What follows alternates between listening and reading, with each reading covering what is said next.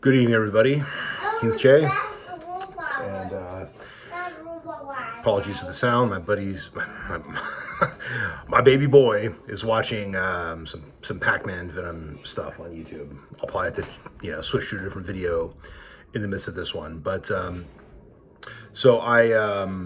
my buddy Blackout just sent me a video about the problems of DNA testing when it comes to like Native Americans. And I will put a link in the description of this video, because, sorry, it's annoying me. It's a really spot on video.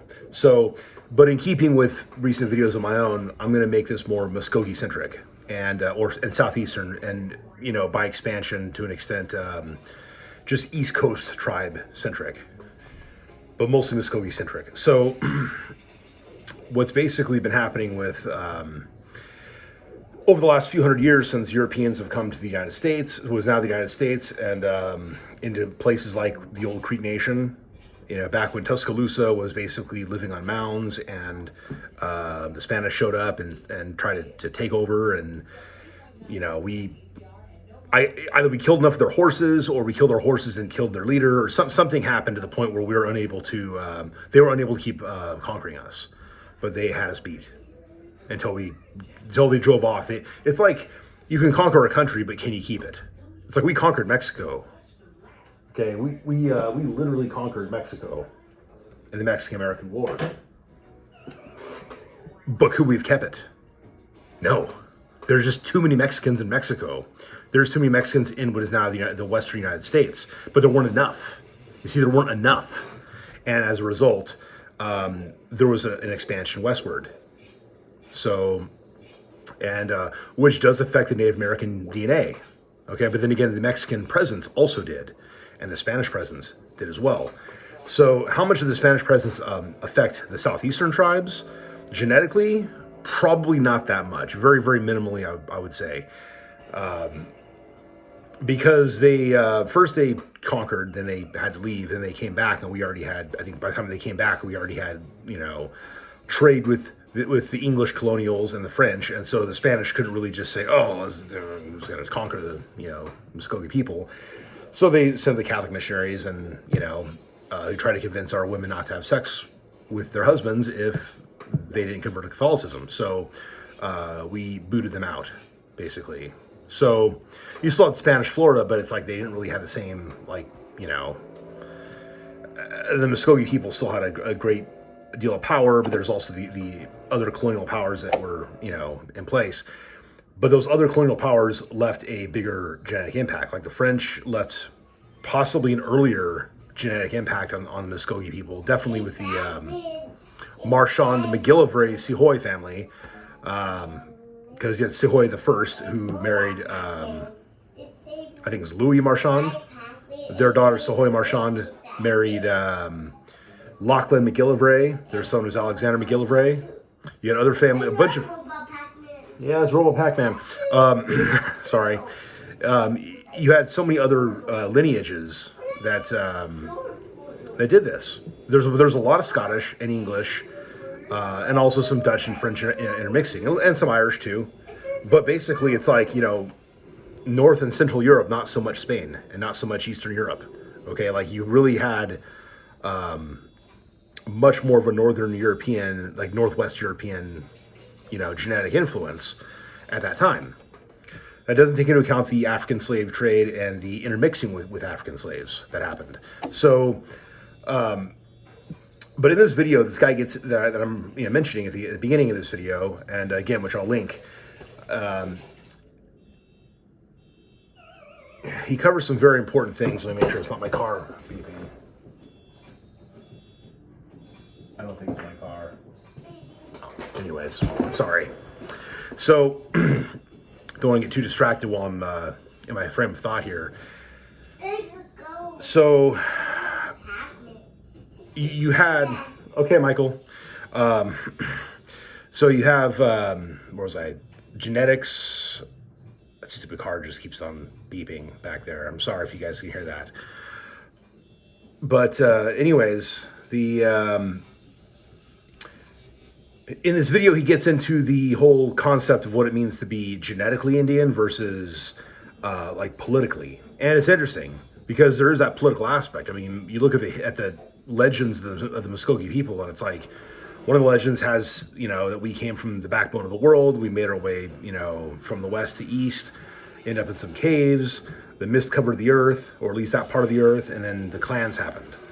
Now, did we all have the same female lineage back then? Maybe not. Do we all have the same Y chromosome, male lineage? Probably not. So since the clans became female line centric, it didn't really matter who your dad was. So as far as being Muscogee Indian, like your dad was a lot less important to that than your mom, unless your mom was a captive, like a white captive, or, you know, again, like a female African slave that maybe, you know, they got together and had kids. You know, sometimes that happened in a not negative fashion. Okay. Either way, you had intermixing that happen. There was not a huge breakdown in the female lineage. I think some groups of Creeks that are back east, there's been a breakdown of the female lineage for sure. And most of them don't have the clans, as far as I know. Geez, I really hope it's not my car. I can't, I don't think so. Sorry, let me just double check. I don't want to.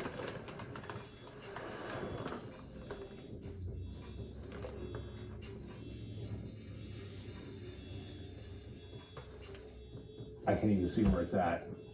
And my car's parked over there. Oh, well, lo and behold, it's off now. Good. That's annoying. Sorry. I don't feel like restarting the video. So, okay, so getting back on track. So, other bands have had a breakdown of the female lineage because sometimes female lines male out, just like some male lines daughter out, as they say. So you lose a male lineage. Like with certain Scottish clans and chiefs, you end up with like a breakdown of maybe not the general male lineage of the clan, but like the male lineage of that part of the chiefly line might die out and be, you know, marry a, you know, so the woman has to marry either a guy with the same name or she marries some other nobleman, and then they hyphenate the name, and so the title continues on, but technically like the male lineage is lost in that branch of the family. So the Y chromosome is not going to be the same Y chromosome as it would have been like a few generations prior. It's got a, you know, a whole new Y chromosome, like possibly entirely different Y chromosome. So in the same sense, right? So that last names in the European tradition typically pass from father to child, and it goes from father to son to grandson to, you know, keeps on going in the male lineage typically, provided that there's no secret adoptions, stepchildren whose real paternity doesn't get recorded for some reason. You know, woman has an affair, woman gets raped, any of those situations, okay? Barring those situations, then pretty much like it goes from father to son. It doesn't go through the female line typically. It's not, I mean, it wouldn't be considered polite society to do that sort of thing, right? In the old days. So that's kind of a thing. So you don't have to worry about that in a female line centric succession of clans, though, because all that matters is who your mom is. Like, literally, your father could be a complete unknown person. You exist, your mother's your mom, and you get your clan from her. Now, granted, I mean, you know, if your dad's Muscogee Indian too, you want to know what clan he belongs to, because you can't marry into either of your parents' clans. You're supposed to marry outside of both. So you can technically marry into the clan of either of your grandfathers because you don't belong to either of those clans. You belong to your grandmother, maternal grandmother's clan, and you're a son or daughter of your paternal grandmother's because your dad belongs to his mom, your mom belongs to her mom, etc. So, but what should the Muscogee mitochondrial DNA look like? And if there is a Muscogee male, you know, like Y chromosome DNA, what should that look like? Well, there's a problem too. What about the Yuchi? Most Yuchis have like probably majority Creek Indian blood at this point. I'm kind of guessing, but the Yuchi language is almost dead, yet you have 3 ceremonial grounds that are connected with the Yuchi lineage. And it seems like they have the same clans as the Muscogee people. Why is that? Because they're not the same. The Yuchis originally were not the same people. So why would they have the same clans? Now, I've done some research in the past, And I remember reading some story about, or some account, I should say, about a couple of Yuchi men, or a few Yuchi men who got together. They had Muscogee wives, and they started a new tribal town that was a Yuchi town. But if they got Muscogee wives, then the kids are all going to have Muscogee clans, right? Now, I'm not sure if this particular town was the ancestor of like Polecat, Duck Creek, or Sand Creek, which I believe are the three towns that are Yuchi. So, but I'm assuming that they're all doing Muscogee and not Yuchi at the ceremonials when it comes to like the songs, the language. Because I mean, in the traditional Muscogee ceremonials, it's all in Muscogee, right? Well, there's been the Yuchi language project, which I've been looking into just because I'm curious about that. That like 10 years ago, it got started with like 4 women and 1 man, all old, that were trying to resurrect the language, and they finally got people that are proficient enough to teach the language. They're younger, and they've been teaching kids. None of like the kids don't look like full-blood Indians for the most part, but it's like they are Yuchi and they are learning the language, and that's super important. It doesn't matter, okay? It needs to survive. Okay, I'm hoping they've got a complete dictionary and lexicon, etc. That's like super concise. That's so, or at least they can record every single damn word. Okay, and at least that way, those who are proficient but maybe and relatively fluent can read that lexicon and be like, oh yeah, that's right. I do remember hearing that word, and this is what it should sound like based upon the pronunciation guide that I'm fluent at. And pronunciation guide is not perfect, but if you know the language, then the pronunciation guide is easy to figure out. Like look at Scottish Gaelic and Irish Gaeilge, right? You cannot look at the pronunciation guide for a second and say, oh yeah, that's gonna work. It doesn't. You have to hear it spoken as you're reading the words. And you definitely cannot use the English alphabet to try to pronounce the Irish or Scottish alphabets. It doesn't work. It just doesn't. For the most part, it doesn't work. Like some consonants work, but it's still a whole different thing. Anyways, this isn't about the Yuchi language, but it does go to show that even some of the Yuchi towns have a huge Muscogee influence. While they've maintained identity as being Yuchi, they've got a lot of Muscogee Indian blood, and their female lineage is pretty much Muscogee Indian, probably, at this rate. So, if that's the case, then what is Yuchi DNA? And as far as I know, the Yuchi Indians haven't really been on board with submitting their DNA, and I understand why. Because people could say, "Oh, well, you're not really Indian, or you're not really Yuchi Indian. Your male lineage is Barnett, which is English." Tempucci Barnett, he actually tried to get his paternal grandfather's property in England. Apparently, I learned about that a couple months ago. I was like, "Whoa!" I didn't realize how well connected he was. I just knew his daddy was white. He himself fought on Andrew Jackson's side at Horseshoe Bend in the War of 1812, and that he has descendants in the tribe today, but also probably back east as well. And so I'm learning more stuff about the guy, and it's just like, wow. But yeah, I mean, any descendant of him would have Yuchi blood, but they would also have English blood too. And if your last name is Barnett, your Y chromosome is not going to be. I mean, if you're a direct male descendant of either him or one of his brothers, then you're not going to be. Your Y chromosome is not going to be Native American. It's going to be like Anglo-European. Okay, if your last name is McGillivray, as an Alexander McGillivray. I'm not sure how many McGillivray male line descendants exist now, but I mean, if they do, they, just like there are Macintosh male line descendants, your Y chromosome is going to be Scottish.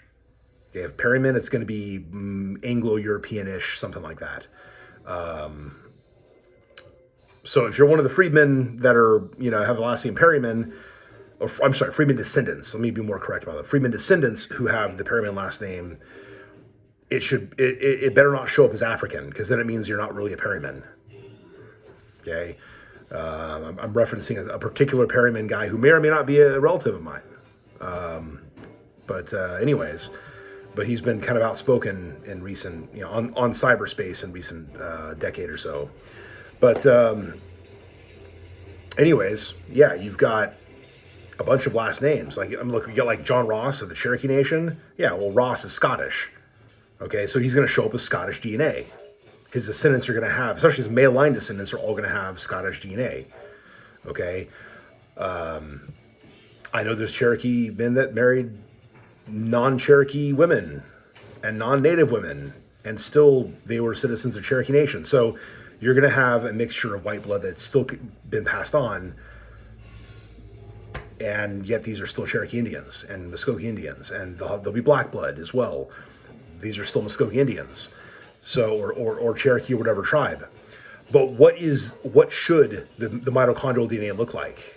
If you were to go back 500 years, what would Muscogee Indian, or let's just say like, okay, maybe Tuscaloosa, if Muscogee Nation as we think of it now, or as the Creek Confederacy, was actually the result of European invasion and didn't predate the invasion, like the people obviously did, but like the structure of what we think of as the Creek Confederacy, if that already existed before like English showed up, but did it exist before the Spanish showed up? Or was it in place because the Spanish showed up and they needed to consolidate some affiliation within the cultural group, linguistic group? I don't know. Like, I mean, that's the magic question. And there's different thoughts on that. Different people have different takes on that. And if you go by the legends, then we would have already existed before European invasion. So it's hard to say. But if you were to go back to that time, what should the Muscogee Indian would there be a generic female mitochondrial haplotype? Would there be a generic male Y chromosome haplotype? Hard to say. You'd have to dig up some bodies, and we don't like doing that. Okay, we don't like to disturb our dead, but that's also the only way you're going to find information that's going to give you those answers. Okay. And sometimes people aren't going to like what they see because they'll look at the DNA of someone 500 years ago and look at the descendants today and say, oh, well, we can't verify that you're a descendant because you're either a male line or a female line direct relative of this person. So how do we, maybe you're not really Muscogee Indian, even though you are. Okay. So we have to go back in time and gather DNA from people who were alive at that time, who have the same language, have the same customs, have the same tribal town, clans, that type of thing. We know that they're the same people, the same political group of people, and then test their DNA with the Muscogee Nation and the Seminole Nation today. Because a lot of Seminoles are Creeks. Okay, their clans are our clans. So, something to keep in mind. So, yeah, I mean, I belong to the Turtle Clan, so I should technically have a female lineage that is going to show up as Native American. I should have my mitochondrial haplotype should be some, and there's generally, I think, like 5 different groups. One of which I remember hearing, in the last couple of years, has origins in the Middle East, like Bethlehem. Okay, and that would be haplogroup X. And there's been a lot of debate about that. So it's kind of European-ish, but it's not, didn't really originate in Europe. As far as we can tell, it seems it's originated more in the Middle East, and the trick also to discovering that is like the only other place is like Finland, but it's like the Finns didn't go and leave a huge genetic imprint, as far as we know, on the Native American population. Not as far as we know, okay, not a female line, of that magnitude. So it would have to be an earlier thing. So, but there's different tribes. Sorry, I keep spitting here. Different tribes on the East Coast, and slightly inland from there that have a reasonably high percentage of haplogroup X. And I know you have like the Book of Mormon, Heartland theorists who are very big on that. Then you have the anti-Mormons who are trying to say, no, that's not true, whatever. Okay, I can't say 100% for sure one way or the other, but I will say that it probably predates Columbus. It probably does. And otherwise some Finnish dude, and even then, like the Finnish version is not necessarily the same as, it's like you get micro marker modifications over time, even within a generation that can happen. So it then changes, that creates a bit of a timestamp as far as like when that DNA came into existence. And so, who's to say, right? Eventually, I think that the time frame of DNA is shorter than we like to think, or the scientists like to think. I think it's all going to shrink over the next 20 years. or less. They're going to discover a lot more about human DNA, and they're going to be like, oh, well, maybe it doesn't take 10,000 years to get a new Y chromosome. Maybe it actually can happen literally within 500 years or 1,000 years, and it's like maybe R1b and R1a aren't so far apart. Hold on, buddy. Let me get you one here. Hold on. But this one? No. This one? No, bring them back. Okay, I'll play the same one for you, okay? So yeah, you've got these different lineages. As far as like how really far apart they are, it really remains a question. And people just say, oh, it takes thousands of years to create a new Y chromosome. It's like, I don't think that's necessarily true. So yeah, technically some Finnish woman could have came with the Vikings and then got knocked up, by a Native American dude and had a bunch of daughters that then just kept spreading all the way down the East Coast.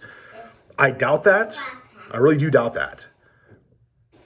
But I do think that there's been a lot more interaction happening in different tribes. Now, if it turns out I'm haplogroup X, I'm going to be like, oh, well, maybe that's why Ancestry is showing me as being less Native American than I actually am. But, Michael, come on, buddy. That's Pac-Man. I know, it's Pac-Man, okay?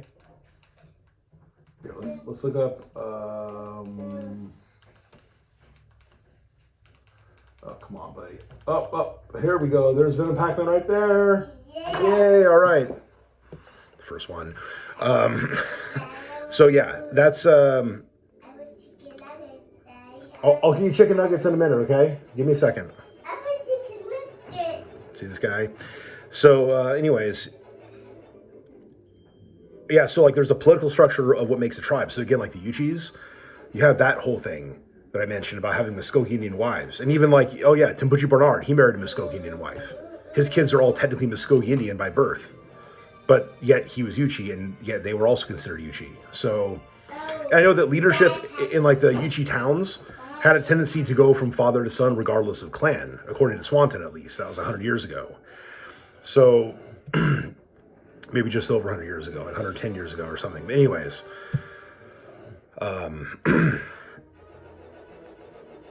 but yeah, so there's, like, should different Turtle Clan members technically have the same mitochondrial DNA? Possibly. But again, if the legends of the tribe are true, then it may not actually matter if they did, because if you look at all the people that were in the caves and how they grabbed hold of each other and swore eternal brotherhood to each other, and what if that woman over there who's now turtle has chromosome X, and then the one that grabbed hold of her is like one of the other more Asian-y looking, allegedly Asian-y looking mitochondrial haplotypes, and they just became sisters because they became the same clan.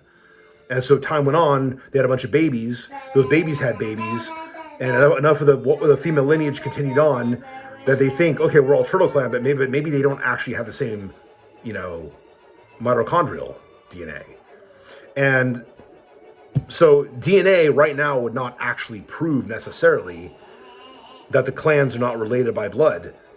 You sure they're not related by blood, but it wouldn't disprove that you're actually Turtle Clan by ancestry, if the legends are true. Just kind of throwing that out there. So it can verify that some families that are turtle or wind or bear, whichever ones they are in fact related. But even if they're not related, it doesn't mean that the person is not actually part of that clan.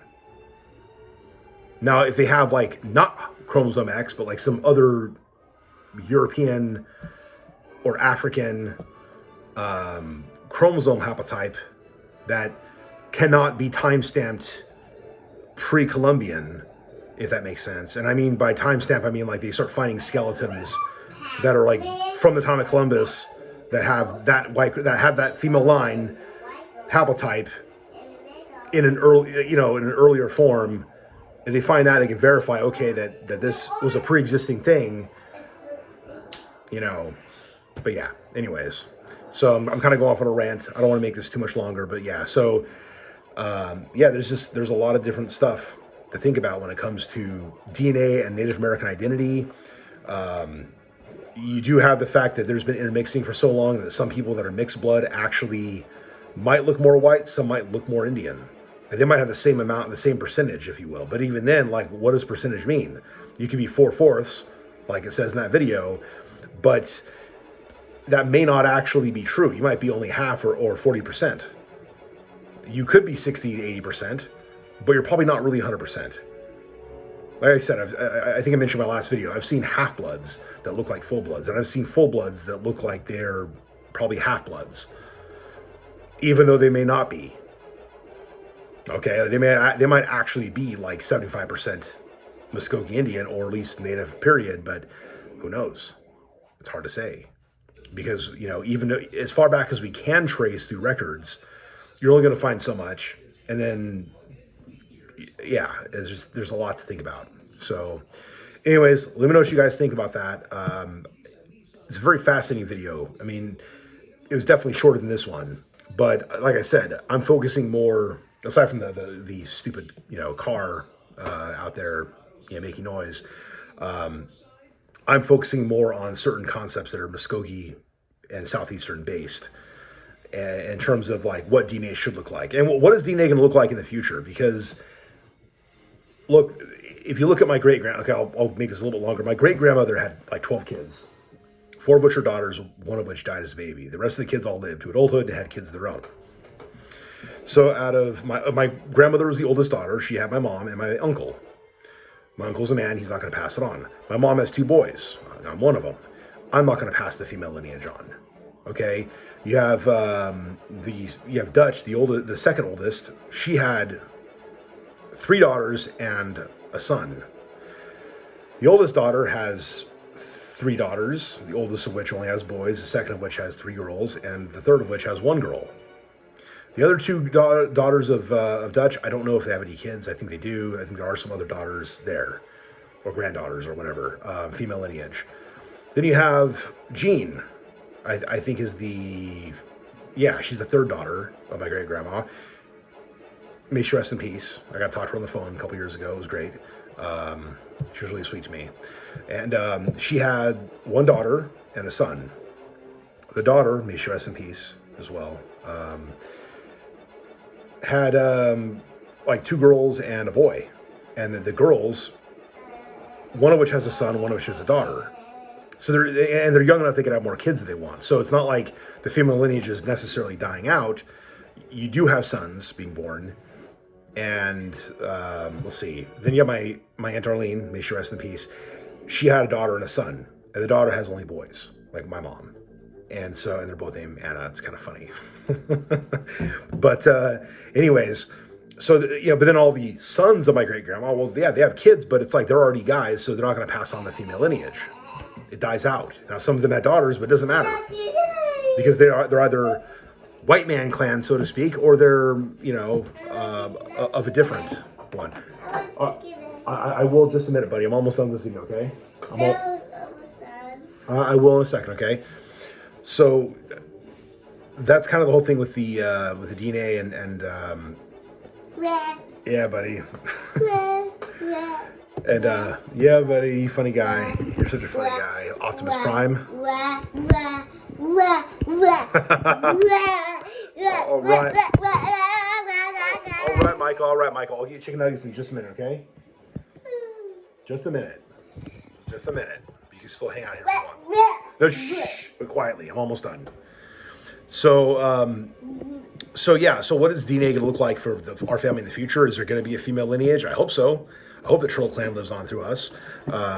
You know, I hope that we remember where we come from. And that's, you know, again, partly why I do these videos is for this guy over here, but also for anybody else who's interested.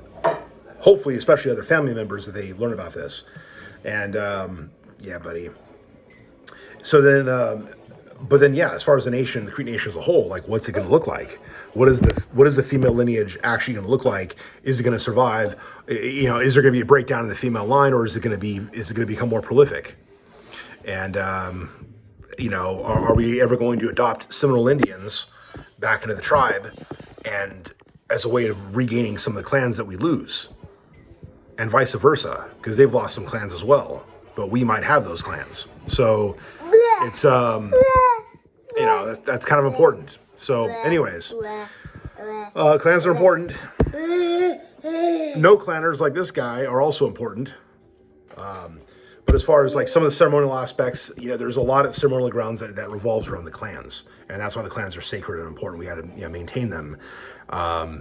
It's you can't do anything about having only boys or having only girls. It happens one way or the other, and you can't do anything about that. It's just the way it is. So That's one. That's one. man, this guy's such a funny guy. That's one. Hi, Michael. Okay, so that's pretty much what's going on. This one. So I'm gonna get going because the boy's not gonna let me go. So, and it's time for me to go. So I'll talk to you guys later. Michael, say bye-bye. Bye-bye. Bye-bye. Bye-bye.